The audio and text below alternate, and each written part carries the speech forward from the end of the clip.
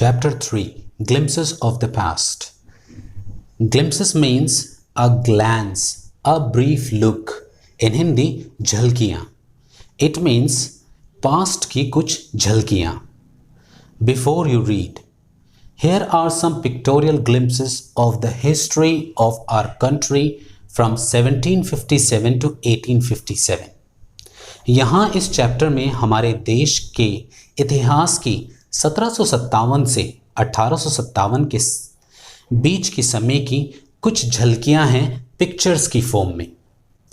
These pictures and speech bubbles will help clarify your understanding of the conditions that led to the event known as the First War of Independence in 1857.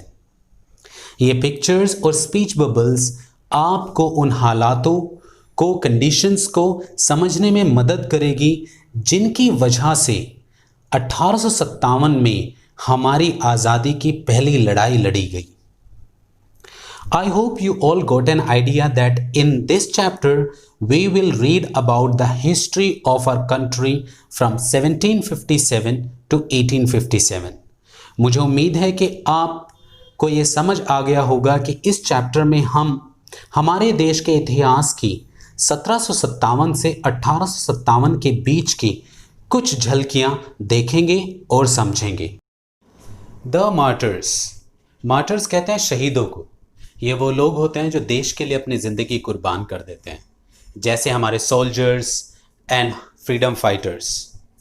At a function in Delhi, ये जो pictorial image है ये दिल्ली के एक function की है. जैसे कि हम लोग 15 अगस्त 26 जनवरी को सेलिब्रेट करते हैं, फंक्शंस ऑर्गेनाइज करते हैं, ऐसी एक फंक्शन की इमेज है. और इसमें एक लेडी है जो बबल स्पीच में कुछ कह रही है. Let's read. O my country man, let your eyes fill with tears as you recall the sacrifices of India's martyrs. और वो कह रही हैं कि मेरे देश के लोगों, मेरे वतन के लोगों, अपने आंखों में आंसू भर लो और जिन लोगों ने इस देश के लिए कुर्बानी दी उनको याद करो. So it is English translation of a famous Hindi song जो लता मंगेशकर जी ने गाया है. और वो सॉन्ग ये है. I will also try to sing it. Let's see. ऐ मेरे वतन के लोगों, जरा आँख में भर लो पानी, जो शहीद हुए हैं उनकी जरा याद करो कुर्बानी. Number 2. The company's conquests 1757 to 1849. Conquests means the actions of winning, the process of winning, जीतने की प्रक्रिया.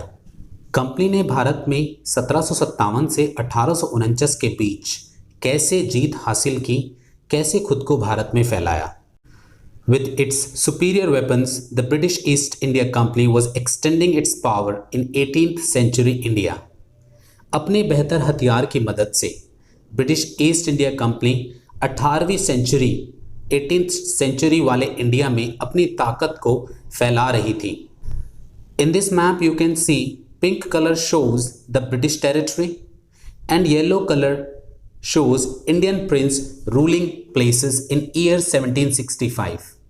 1765 के इस भारत के मैप में आपको पिंक कलर से मालूम पड़ेगा ये ब्रिटिश टेरिटरीज हैं और येलो कलर वाली हैं इंडियन प्रिंस के अंडर में जो रूलिंग प्लेस थी. Indian princes were short sighted. Short sighted means the people with small vision, ऐसे लोग जो ज़्यादा दूर की नहीं देख पाते.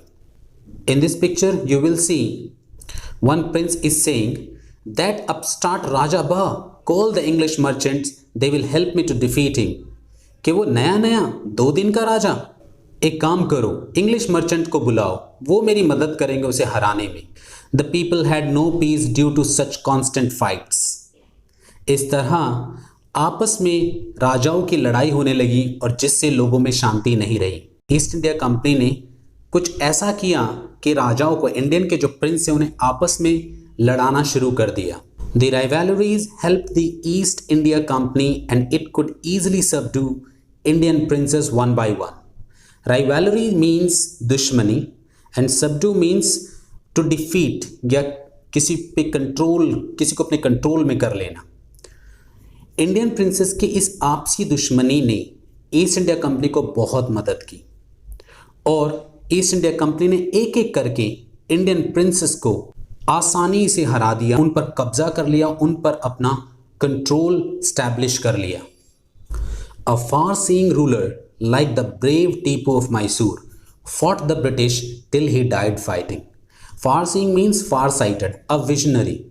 दूर की देख सकता है जो, समझदार। तो एक समझदार बहादुर रूलर जो मैसूर, साउथ इंडिया में होता है मैसूर, वहाँ के थे, उनका नाम था टीपू सुल्तान। उन्होंने अंग्रेज़ों से लड़ते लड़ते अपनी ज़िंदगी कुर्बान कर दी। How did Indians react to these conquests?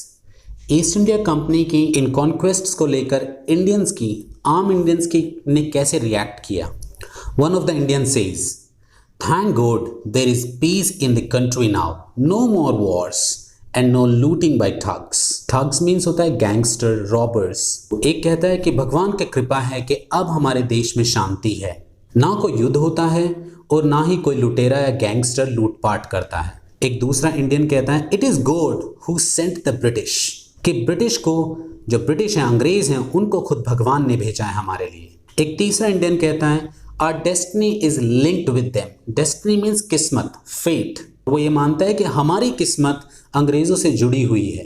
तो इन पिक्चर्स से हमें मालूम पड़ता है कि कुछ इंडियंस ईस्ट इंडिया कंपनी की जीत से बहुत खुश थे।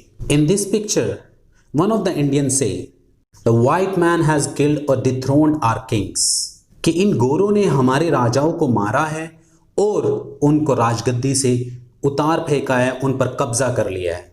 एक दूसरा इंडियन कहता है some kings were not good but after all they were all this land, कि हाँ मैं मानता हूं कि कुछ राजा अच्छे नहीं थे, लेकिन कुछ भी हो वो हमारे देश के थे। और एक तीसरा इंडियन कहता है now we have become slaves of foreigners, कि अब हम इन अंग्रेज़ों के, इन विदेशियों के गुलाम बन गए हैं। तो इन पिक्चर्स को देख के मालूम पड़ता है कि ईस्ट इंडिया कंपनी के जो कॉन्क्वेस्ट थे, जैसे वो फैल रही थी, उससे कुछ लोग खुश थे और कुछ लोग डरे हुए थे और नाराज थे। नंबर 3, ब्रिटिश रूल 1765 to 1836, अंग्रेज़ों का राज।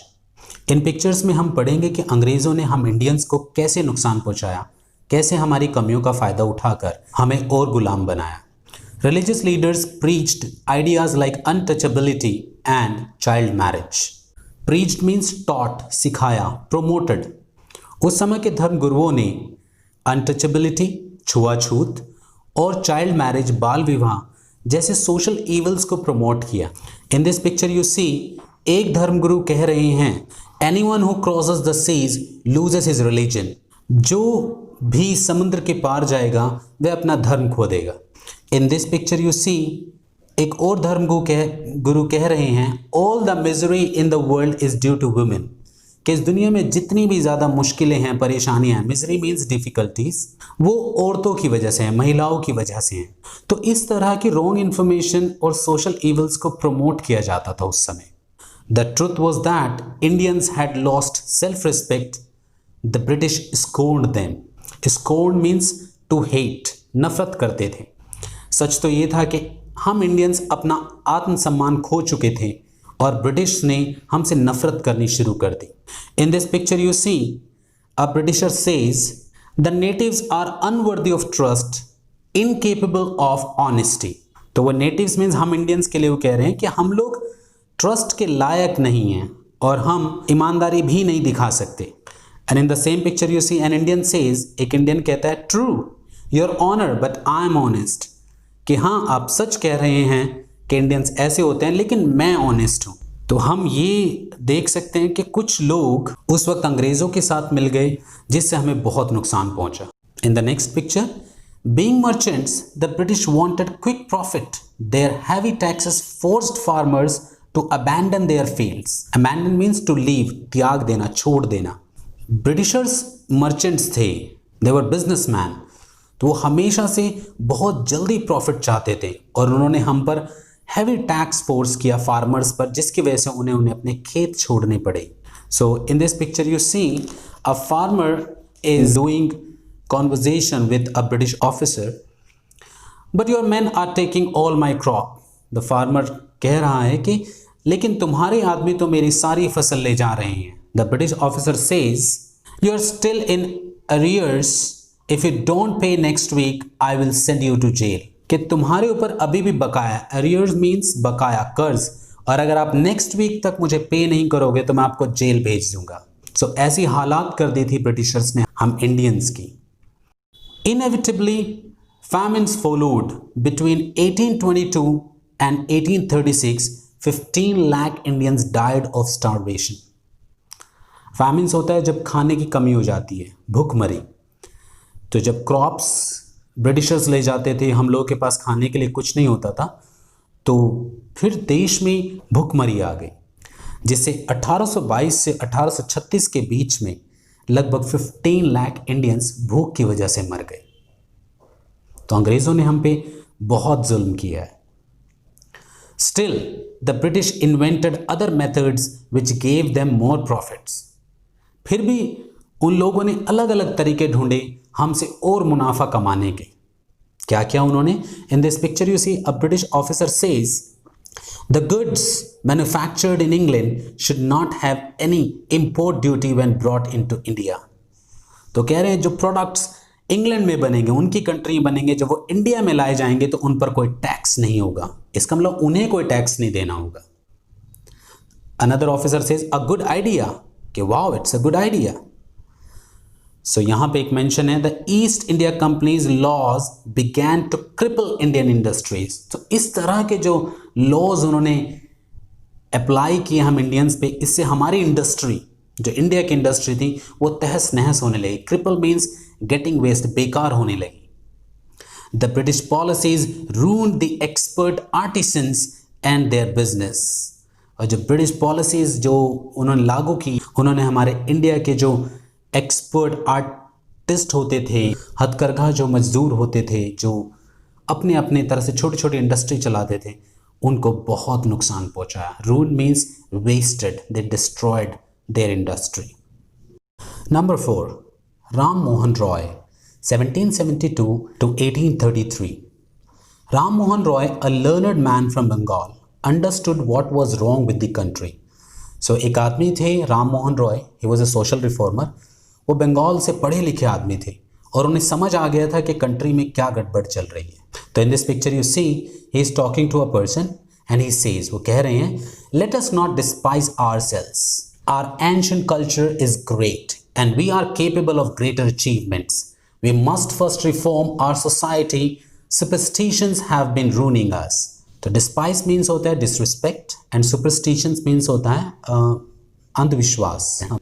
तो कहते हैं कि अपने आप को डिसरिस्पेक्ट मत करो। हमारा जो एंशिएंट कल्चर है, हमारी संस्कृति, वो बहुत महान है और हम बहुत बड़े काम करने की क्षमता रखते हैं। सबसे पहले हमें अपनी सोसाइटी को ठीक करना पड़ेगा, उन अंधविश्वासों को दूर करना पड़ेगा जो हमें तबाह कर रही हैं।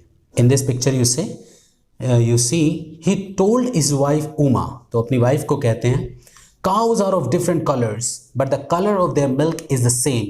Different teachers have different opinions but the essence of every religion is the same. Essence means basic element, basic nature.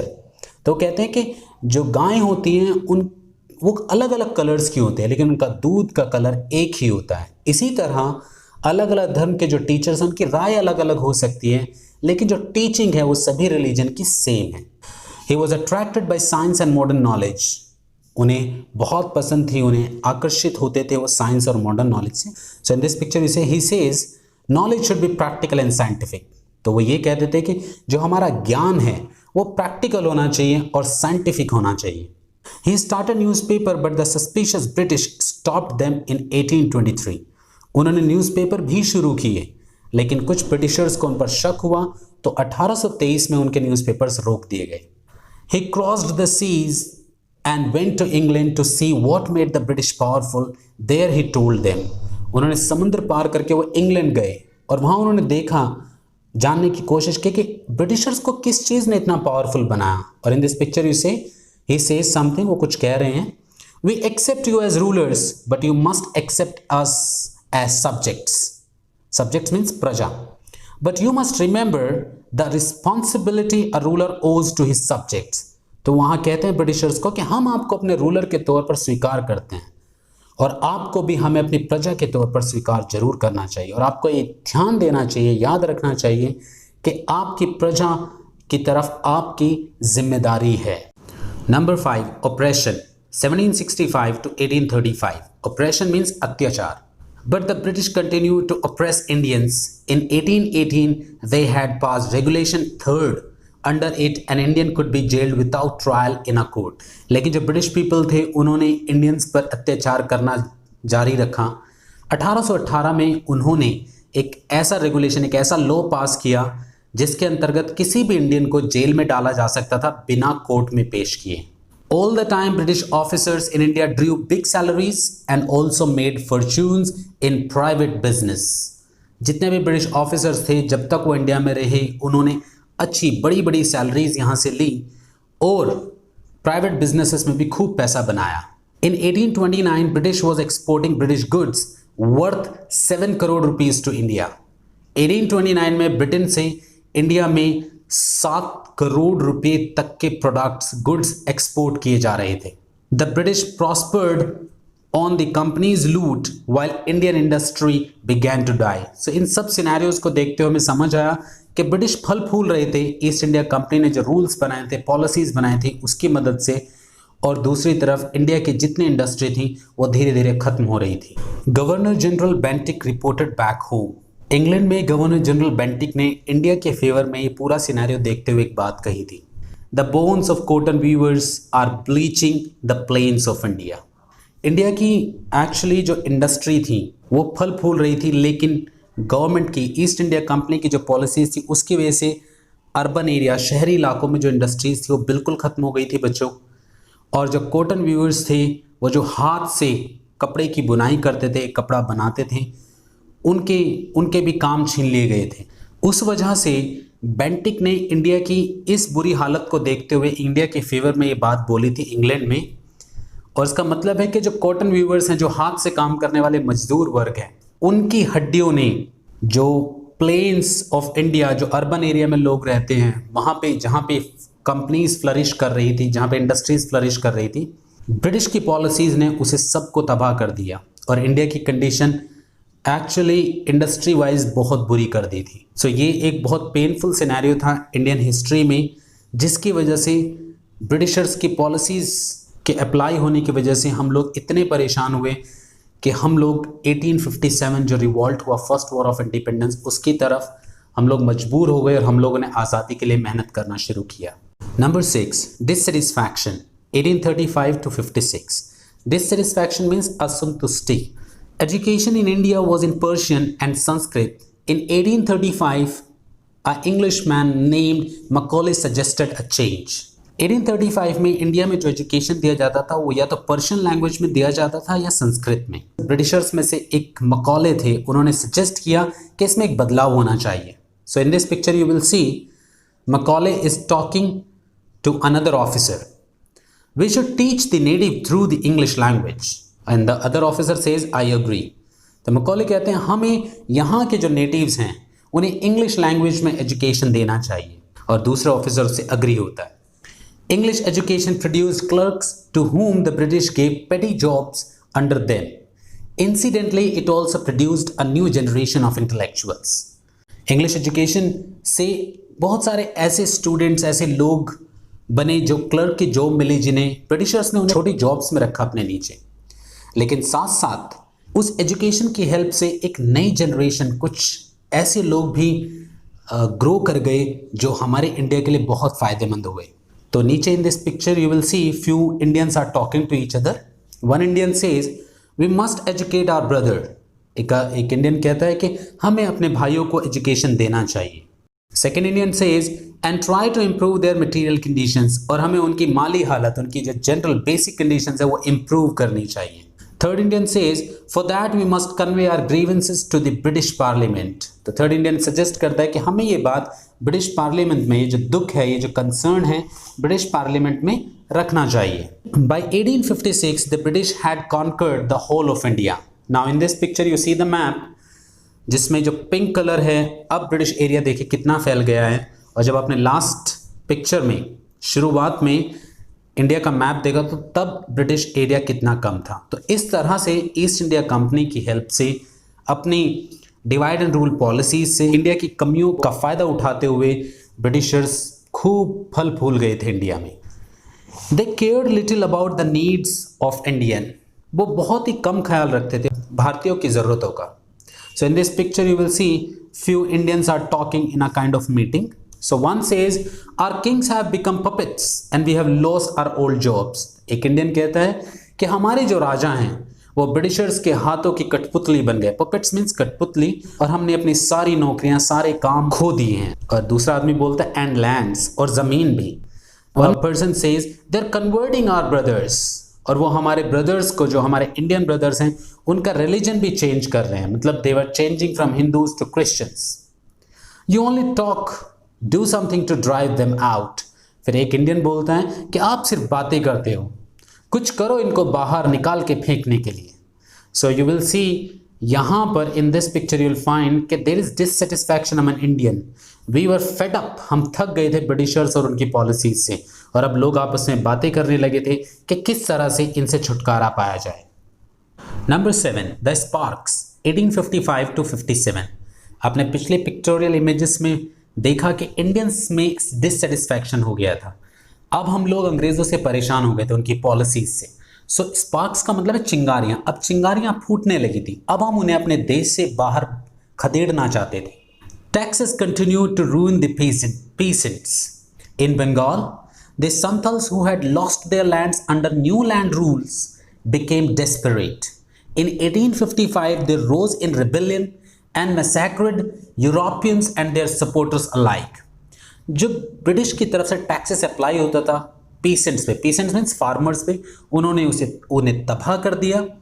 और बंगाल में एक कम्युनिटी थी संथल्स, उन्होंने इसी रूल के अंतर्गत अपनी ज़मीनें खो दी, जिसकी वजह से वो बहुत बौखला गए थे, बहुत परेशान थे, और उन्होंने 1855 में विद्रोह किया और यूरोपियंस और उनसे रिलेटेड जितने भी सपोर्ट करने वाले लोग थे उनकी इकट्ठा हत्या कर दी। Massacred means act of killing, नरसंहार किया। Discontent was brewing in the East India company's army too. जो डिसकंटेंट है, डिससेटिस्फैक्शन है, असंतुष्टि है, वो सिर्फ इंडियंस ही नहीं, उन इंडियंस में उस ईस्ट इंडिया कंपनी की जो आर्मी थी उसके अंदर भी पल रहा था, वहां भी लोग परेशान हो रहे थे। So in this picture you will see few soldiers are talking to each other.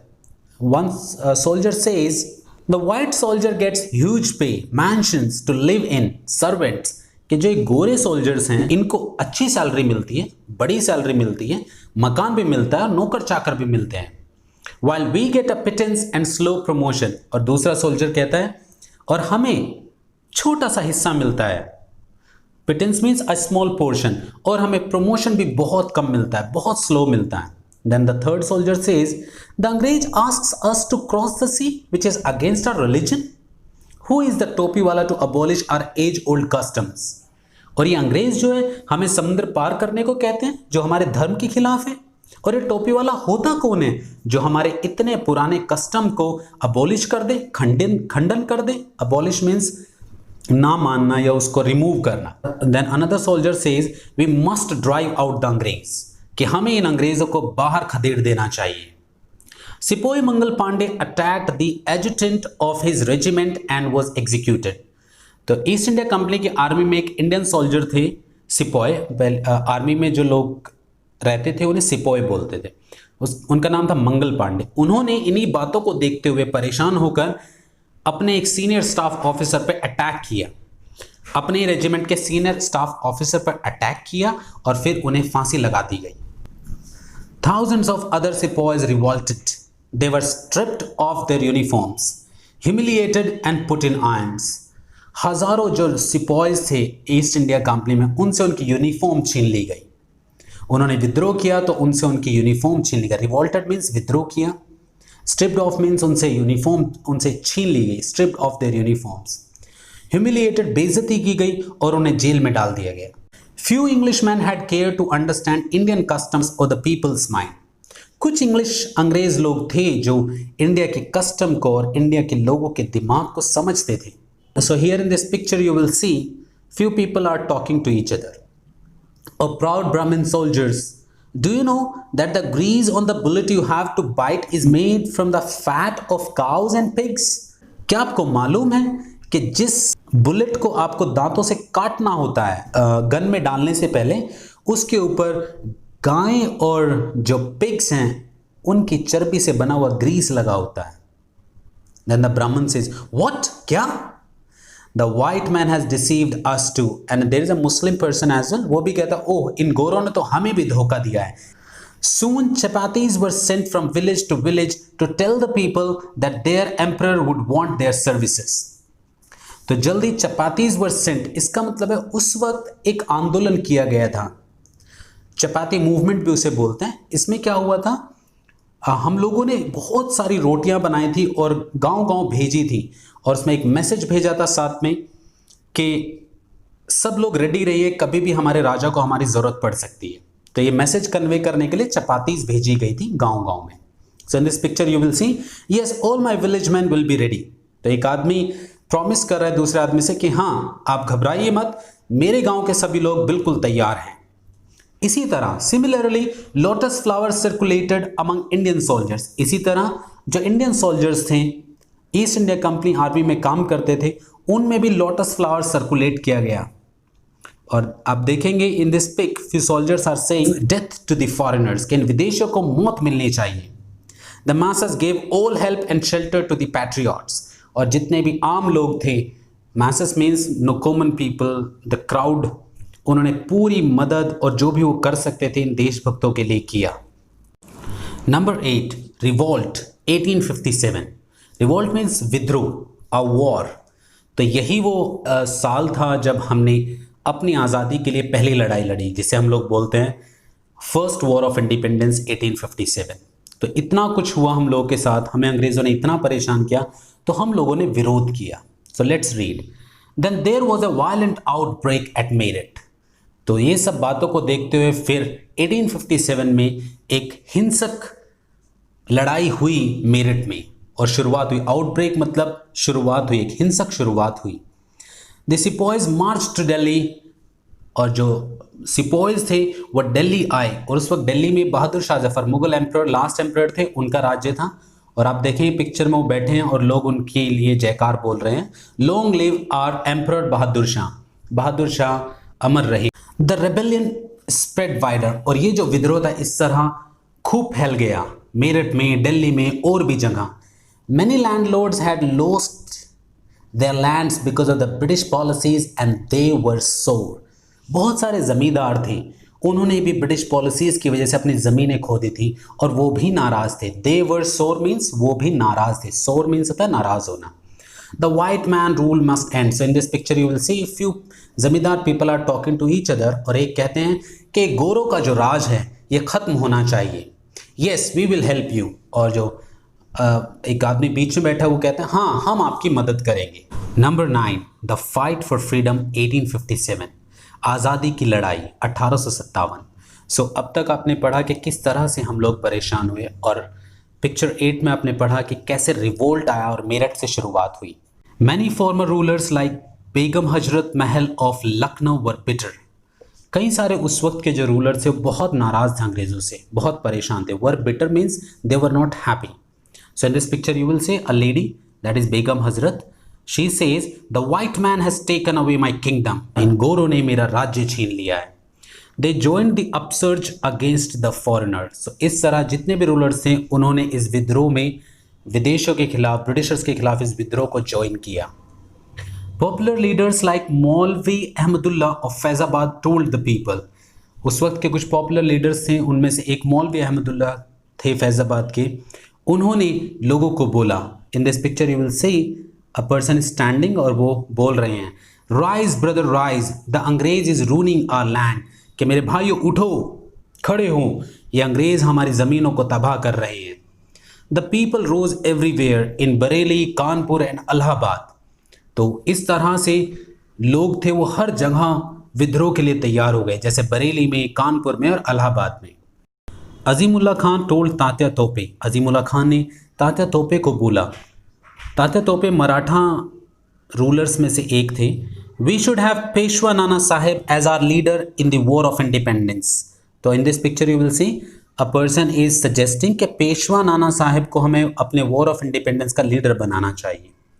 The patriots pounced upon the British and fought pitched battles all over North India. जितने भी देशभक्त थे उन्होंने हमला बोल दिया ब्रिटिशर्स पे और बहुत ही करीबी लड़ाई, बहुत ही भयानक लड़ाई लड़ी नॉर्थ इंडिया में। 80-year-old Kunwar Singh of Bihar received a bullet in his wrist.